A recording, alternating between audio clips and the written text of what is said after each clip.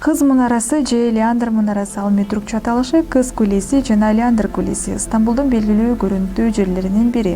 Ал популярдуулугу боюнча Галатадан кем калбайт. Кыз кулеси Босфор кыстыгынын кичинекей аралында бир нече кылымдар бою түрк мамлекетине ар кандай кызматтарды аткарып келген.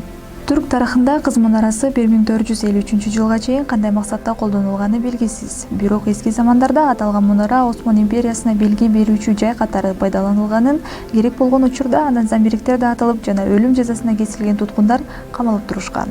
Кийинчерээк 1720-жылдары өртөнүп Дамат Ибрагим Паша тарабынан таш менен оңдолгон. Коргоошун чатыры жана терезелери көп кичинекей мунара ушундайча пайда болгон. Холера эпидемиясы учурунда ал оорукана катары колдонулса, кийин ал кайрадан түрк мамлекетине маяк берүүчү мекеме катары кайрадан ишке берилген. Кыз куле маяк берүүчү жай катары 100 жылга жакын кызмат кылган. 1992 жылы шаардын бул белгиси Түркиянын маданий турмушунун борборлорунун бири болуп калган. Анда концерттер жана көргөзмөлөр уюштурулган. 1999 жылы мунарада сувенирлер дүкөнү, ресторан жана кафелер жайгаштырылган. Кыз мунарасы тууралуу эки уламыш бар. Биринчиси Леандр аттуу жаш жигит ар күнү кечинде жүрөгү жактырган кызды көрүү үчүн Босфорду сөзүп өтүп турган. Ал эми анын сүйгөнү Геро Артемиттин дин кызматчысы болгон. Геро сүйгөн жигити сууда сүзүп келе жаткан жолдон адашпоо үчүн мунаранын башынан от күйгүзүп Леандрга жол көрсөтүп турган. Бирок күндөрдүн биринде Леандр деңизге чөгүп каза табат.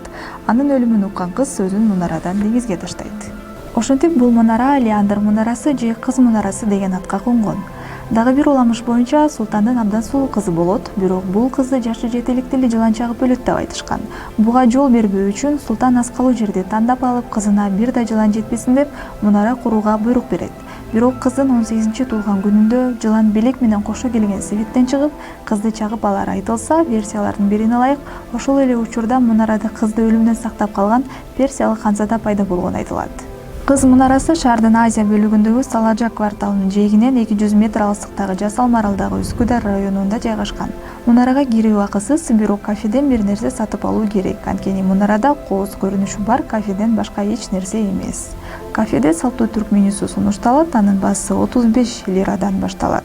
Осман жана европалык ашканаларды сунуш кылган ресторанда кечки тамак 140 лирадан өйдө. Терезенин жанындагы дасторкондо бир адамга кошумча 20 лир төлөөгө туура келет, бага көңүл ачуу программасы дагы кирет. Столду 2 жума мурун брондош керек. Түркияда бул жакта үй-бүлө куруу сунушун берүүгө ыңгайлуу жер деп эсептешет.